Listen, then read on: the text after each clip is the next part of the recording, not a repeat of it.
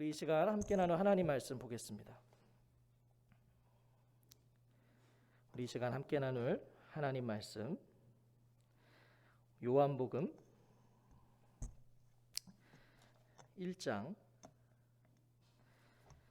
요한복음 1장 오늘은 29절부터 34절까지 말씀입니다. 요한복음 1장 29절부터 34절까지 말씀 우리 한 절씩 교독하겠습니다. 제가 먼저 29절을 읽겠습니다. 이튿날 요한이 예수께서 자기에게 나오심을 보고 이르되 보라 세상 죄를 지고 가는 하나님의 어린 양이로다. 내가 전에 말하기를 내 뒤에 오는 사람이 있는데 나보다 앞선 것은 그가 나보다 먼저 계심이라 한 것이 이 사람을 가리킴이라.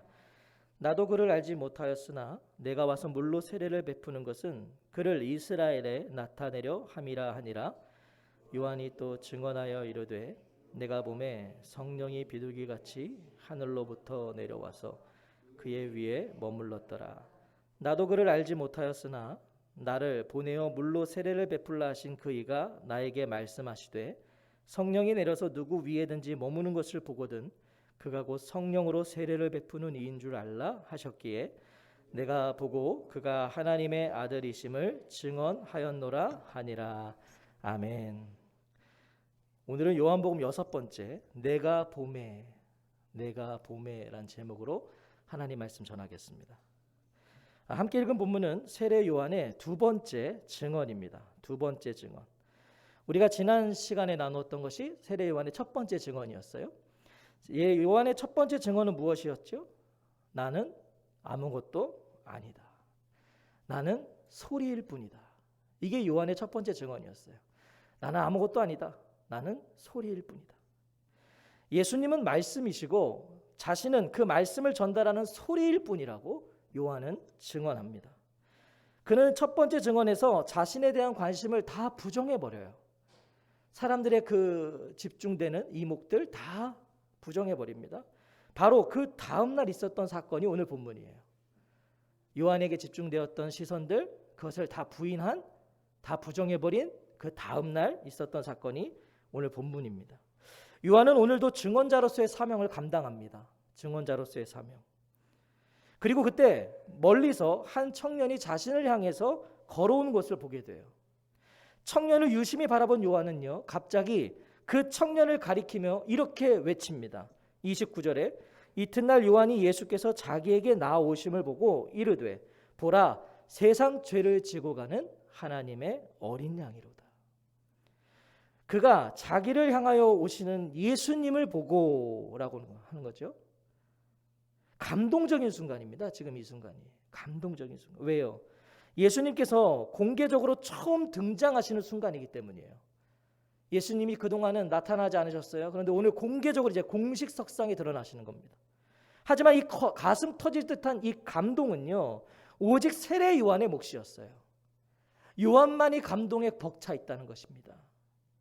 왜요? 그 자리에 있던 누구도 저기 멀리서 지금 다가오는 그 청년의 정체를 모르기 때문이에요. 아무도 몰라요. 그저 많은 무리들 중에 하나로만 보고 있습니다. 하지만 요한은 아니에요. 요한은 그가 누구인지를 알고 있어요. 그래서 외칩니다. 보시오, 세상 죄를 지고 가는 하나님의 어린 양입니다. 이 감동, 이 감격 이해가 되십니까? 지금 요한의 이 감격에 벅찬 외침.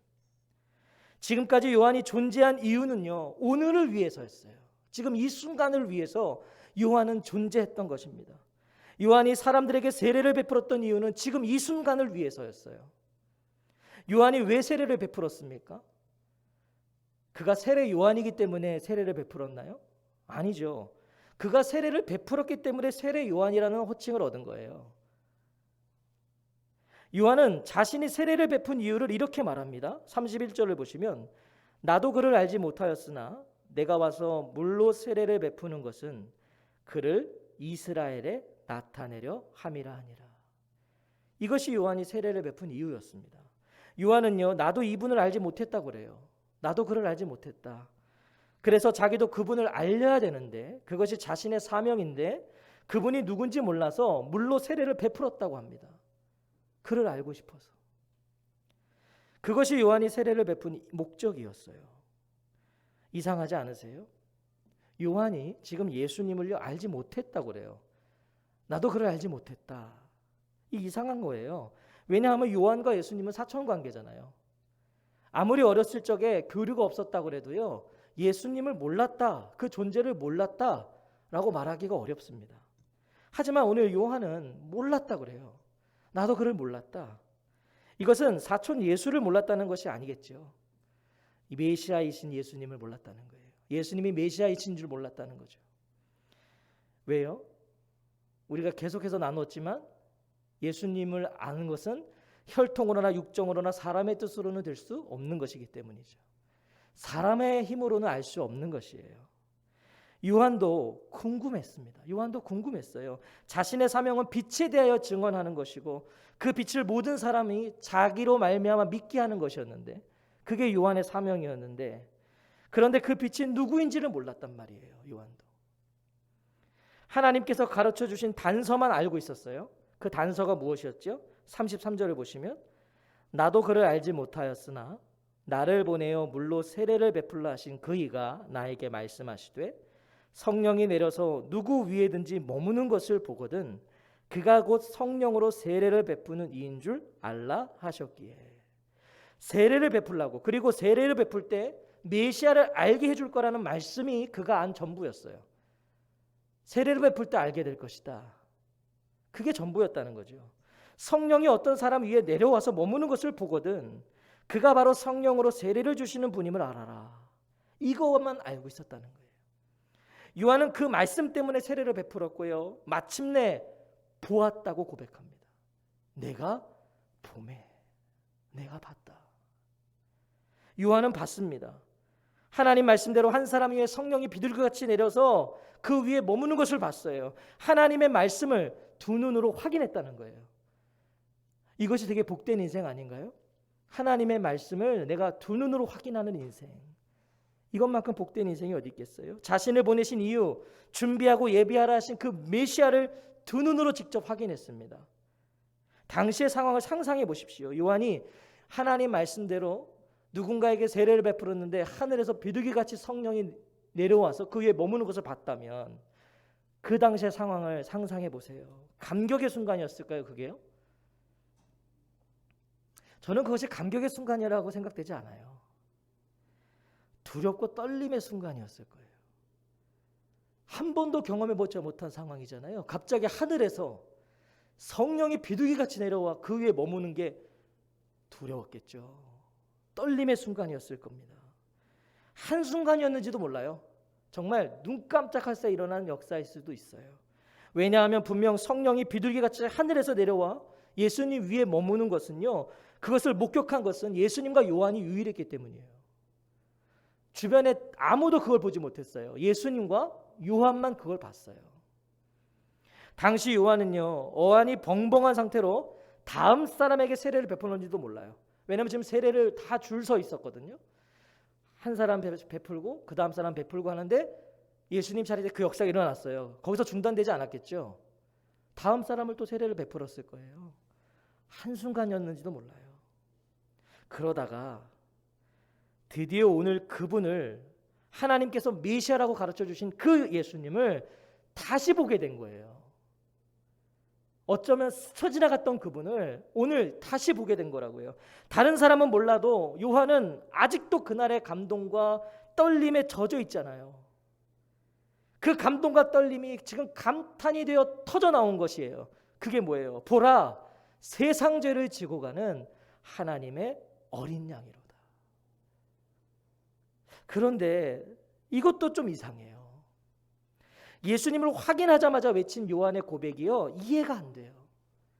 성령이 비둘기같이 하늘에서 내려와서 예수님 위에 머무는 것을 봤어요. 성령으로 세례를 주시는 분인 것을 알아요. 요한은 메시아세요. 그렇다면 예수님을 본 요한의 고백은 적어도 이랬어야 돼요. 어떻게 해요? 여러분, 저분입니다. 저분이 제가 그토록 증언하고 또 증언했던 바로 그분이에요. 성령의 비둘기같이 하늘에서 내려와서 저분 위에 머무는 건 내가 봤습니다. 저분이 성령으로 세례를 주시는 분이라고 하나님 저에게 가르쳐 주셨습니다. 저분이에요. 저분입니다. 이렇게 해야 되지 않았을까요? 하지만 요한의 고백은 보라, 세상 죄를 지고 가는 하나님의 어린 양이로다. 요한은 그분의 길을 예비하고 준비하는 자답게 뭐예요? 메시아의 의미를 정확히 이해했던 거예요. 정확히 알았다는 것이죠. 하나님의 어린 양, 하나님의 어린 양. 이 표현은요, 요한복음에서 29절과 뒤에 36절에서만 쓰이는 칭호예요. 굉장히 희귀한 칭호죠. 두 번, 요한복음에 딱 두 번 나오는 칭호가 바로 하나님의 어린 양입니다. 요한이 어떤 특별한 설명이 없이 예수님을 하나님의 어린 양이라고 지금 말했다는 것은 당시 유대인들에게 이 어린 양에 대한 어떤 이해가 있었다는 것을 우리에게 가르쳐 주는 거죠. 유대인들에게 어떤 전제가 있었어요. 어린 양 그러면 알아들었어요, 그들이. 그래서 요한도 어떤 설명 없이 하나님의 어린 양이다라고 말하는 거죠. 그렇다면 이 어린 양에 대한 유대인들의 인식이 오늘 요한이 예수님을 그렇게 호칭한 이유가 될 거예요.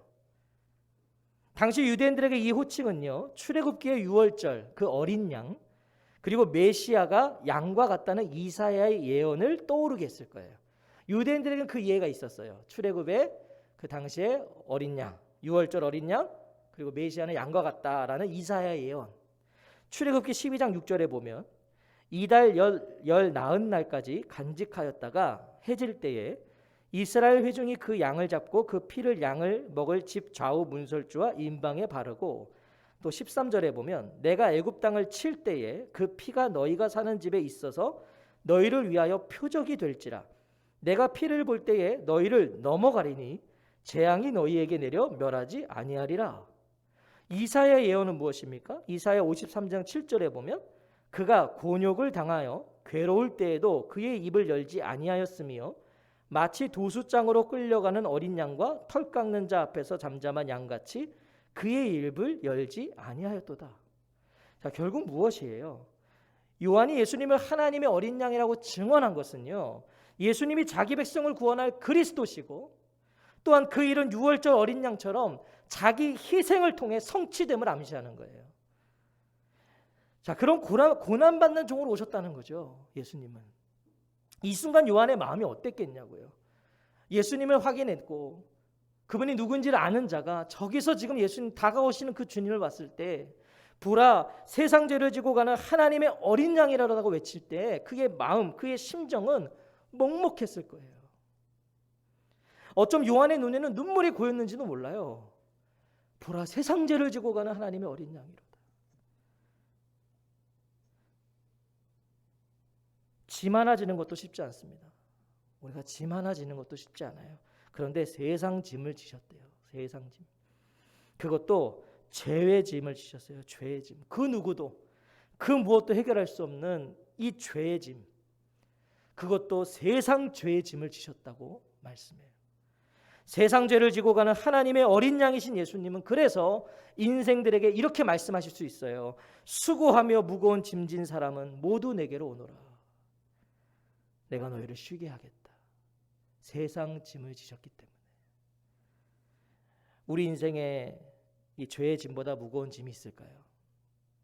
그 어떤 짐이 죄의 짐보다 무거울까요?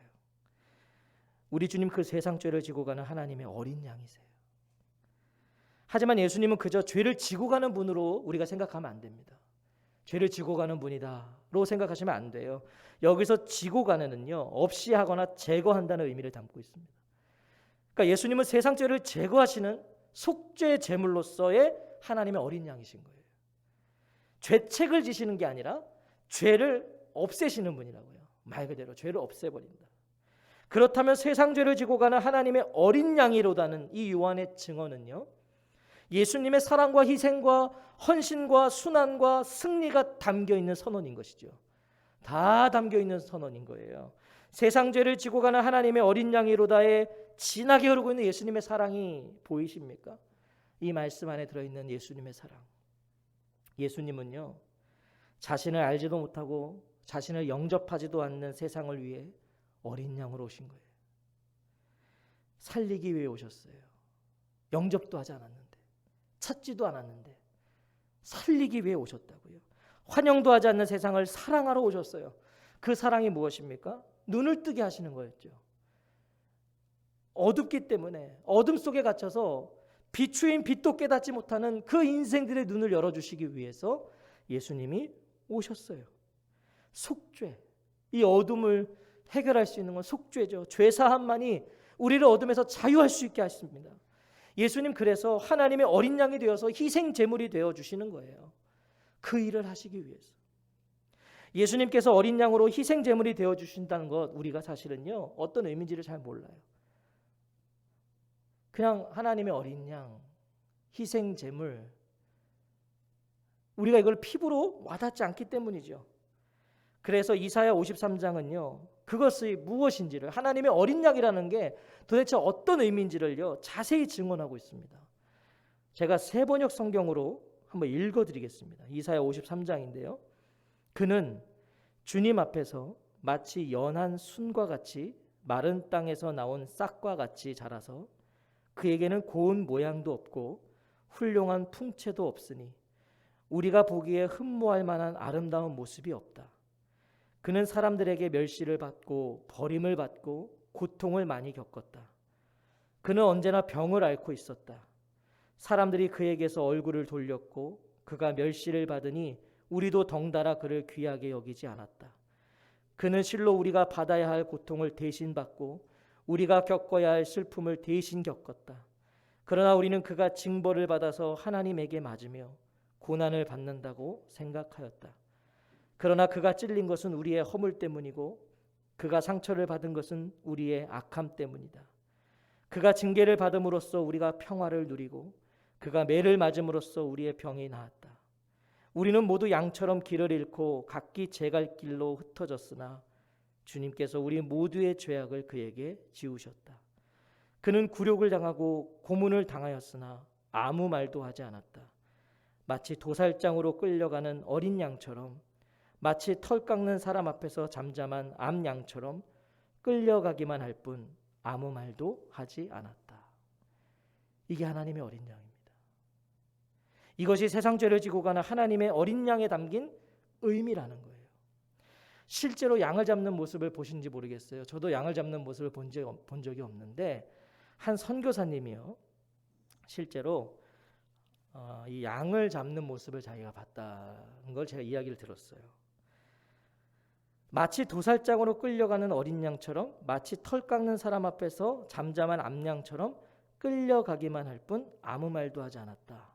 이 말씀 그대로였다는 거예요. 양들이 줄지어서 주인 앞에 선다고 그래요. 이 양을 잡을 때. 그러면 주인이요 한 마리씩 칼로 목을 따는데요, 양들이 아무 소리도 내지 않고요 팍 떨다가 쓰러져 죽는다는 거예요. 자, 그러면 앞에 양이 그렇게 죽잖아요. 그러면 다음 그 뒤에 있는 양도요 주인에게 다가와서 똑같이 조용히 그냥 팍 떨다가 쓰러져 죽는다는 거예요. 아무 소리가 나지 않더래요. 이것이 하나님의 어린 양으로 오신 예수님이 보여주신 걸음 아닌가요? 하나님의 아들이셨어요. 하나님이셨어요. 세상 죄를 해결해야 됐기 때문에, 세상 죄를 제거하셔야 됐기 때문에 무능력해 보이는 어린 양으로 희생제물 되어주신 거예요. 능력 있으신 분이 그 능력을 행하지 않으셨어요. 오늘 본문에서 요한은 반복적으로 자신이 그 예수님을 보았다고 말해요. 나 그 예수님 봤다. 다른 건 말하지 않습니다. 오직 예수님을 본 것들만 강조하고 또 증언하고 또 증언할 뿐이에요. 자기가 본 것. 그것이 그의 인생의 전부였다는 증거 아닐까요? 그것만 말하잖아요. 내가 예수님 봤다. 내가 봤다. 내가 보고 내가 보매. 요한은 예수님 보기 위해 왔다는 거죠. 그분을 보고 그분을 증거하기 위해 온 자가 요한이었어요. 그리고 봤습니다. 봤어요. 요한은 그분을 보기 위해 왔고 그분을 본 뒤에도 그분만을 바라봤어요. 그러니까 멀리서도 오시는 그 예수님을 보고 보라, 세상 죄를 지고 가는 하나님의 어린 양이로다. 예수님께 행하신 그 대단한 사건들을 다 봤어요. 하늘이 열리고 성령이 비둘기같이 내려오는 것도 봤어요. 엄청난 사건들을 다 봤어요. 하지만 예수님에 대한 그의 증언은 무엇입니까? 세상 죄를 지고 가는 하나님의 어린 양이로다. 그것이 그의 증언이었어요. 사랑하는 성도 여러분, 예수님을 보셨습니까? 그분을 만나셨습니까? 예수님을 처음 만나던 그날 기억하십니까? 분명 그날은 우리에게도 가슴 벅찬 순간이었어요. 주님을 처음 만난 날, 벅차오르는 가슴에 하염없이 눈물을 흘렸어요. 왜요? 우리가 만난 예수님도요, 요한이 만난 예수님과 같은 모습이셨기 때문이에요. 한번 뒤돌아보세요. 우리가 만난 예수님, 오늘 요한이 만난 예수님과 동일했어요. 보라, 세상 죄를 지고 가는 하나님의 어린 양이로다. 우리가 본 예수님은요, 하나님의 어린 양이셨어요. 예수님 우리에게 돈다발 들고 찾아오지 않으셨다고요. 양손에 돈을 들고 우리 찾아오지 않으셨어요. 부와 명예의 모습으로 우리 찾아오지 않으셨어요. 백마 타고 칼을 휘두르며 우리 앞에 찾아오지 않으셨어요. 하나님의 어린 양이 되어서 우리의 죄를 대속하신 십자가의 주님으로 우리를 만나주셨어요. 우리를 그렇게 찾아오셨어요. 우리는 그때 그것이면 좋겠습니다. 그것이면 우리는 충분했어요. 우리는 그것이면 감사했어요. 나의 더럽고 추악한 죄를 해결하셔서 영원한 생명을 허락해 주심에 나의 생명을 드리겠다고 고백했던 시간들이 우리 인생 속에 여전히 진하게 기억되고 있습니다. 아직 그 기억이 없으신 분들이 혹 계시다면 그 기억이, 그 역사가 속히 있으시기를 바라요. 하지만 오늘의 나는 어떠십니까? 여전히 그 십자가 예수님 보고 계십니까? 아니, 오늘도 우리에게로 하나님의 어린 양으로 오고 계시는 예수님을 예수님이 보이시기는 하십니까? 그 예수님이 보이시기는 하시냐고요. 예수님이 보이신다면, 예수님을 보고 계신다면 어떤 예수님으로 오늘 보고 계십니까? 어떤 예수님으로 보고 계세요? 예수님 오늘 나에게 어떤 대접을 받고 계십니까? 오늘 예수님을 대하는, 예수님께 요구하는, 예수님을 바라보는 우리의 시선이 예수님을 믿는다 말하는 우리 신앙과 믿음을 대변해 주는 거예요. 내가 예수님 어떻게 대하고 있는가? 예수님께 내가 뭘 요구하고 있는가? 예수님을 바라보는 나의 시선, 그것이 예수님에 대한 우리의 신앙과 믿음을 대변하는 거라고요. 예수님은 나에게 어떤 소유를 주셔서 주님이 아니세요. 처음부터 예수님 나의 문제를 해결해 주셔서 주님이 아니세요. 예수님은 나에게 건강을 주셔서 주님이 아니세요. 예수님은요, 나에게 가장 소중한 것을 주셨기 때문에 나에게 가장 중요한 분이신 거예요. 가장 소중한 것 주셨어요. 그것이 무엇이십니까? 영원한 생명입니다. 영생이에요. 그것이 어떤 상황과 환경과 처지를 초월해서 예수님을 바라볼 수 있는 충분한 이유인 것이죠. 영생. 보라, 세상 죄를 지고 가는 하나님의 어린 양이로다. 날마다 이 고백으로 예수님을 볼 수 있다면, 우리 각자에게 주어진 인생을 이 고백으로 걸을 수만 있다면, 우리 인생에 주어지는 모든 질문들, 의문들 우리가 다 이기고 참 성도의 걸음을 걷게 될 거예요. 이 예수님만 우리가 볼 수 있다면, 보라, 세상 죄를 지고 가는 하나님의 어린 양이로다. 그 주님만 우리가 볼 수 있다면, 우리가 오늘 믿는다고 말하는 예수님이 세상 죄를 지고 가는 하나님의 어린 양이라고 우리가 고백할 수만 있다면, 이 땅에서 우리는 우리의 주어진 걸음을 기쁨으로 걸을 수 있는 거예요. 상황과 환경을 초월할 수 있는 것이죠. 내가 봄에 오늘 무엇을 보십니까? 오늘 누구를 보십니까? 보라, 세상 죄를 지고 가는 하나님의 어린 양이로다. 보라, 나의 죄를 지고 가는 하나님의 어린 양이로다. 인생의 모든 순간마다 이 예수님을 보시기를 축복합니다. 나의 죄를 지고 가는 하나님의 어린 양이로다. 그러면 우리는 감사할 수 있습니다. 상황이 어떻든 우리는 기뻐할 수 있습니다. 영원의 문제 해결해 주셨으니까, 나에게 영생을 주셨으니까. 바라긴 우리 삶이 되는 교회 모든 성도님들은 평생에 이 예수님을 보시기를 축복합니다. 보라, 나의 죄를 지고 가는 하나님의 어린 양이로다. 우리 그 고백으로 같이 찬양하고